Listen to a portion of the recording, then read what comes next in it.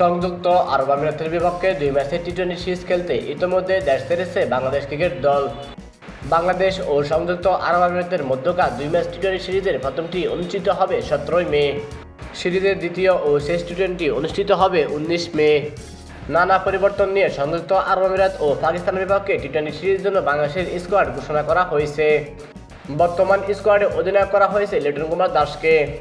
লিটন কুমার দাসের নেতৃত্বে বাংলাদেশের একাদশে কারা থাকছেন তা দেখে নিন এক নজরে।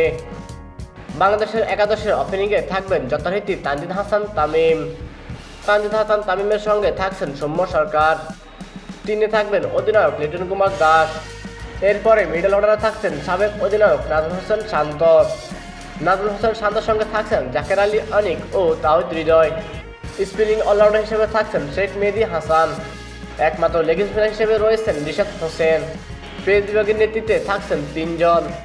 তারা হলেন মুস্তাফিজুর রহমান, নাহিদ রানা ও তানজিদ হাসান সাকিব। সব মিলিয়ে বাংলাদেশের একাদশ: তানজিদ হাসান তামিম, সৌম্য সরকার, লিটন কুমার দাস, নাজমুল হোসেন শান্ত, শেখ মেহেদী হাসান, জাকের আলী অনিক, তাওহিদ হৃদয়, রিশাদ হোসেন, তানজিদ হাসান সাকিব, নাহিদ রানা ও মুস্তাফিজুর রহমান।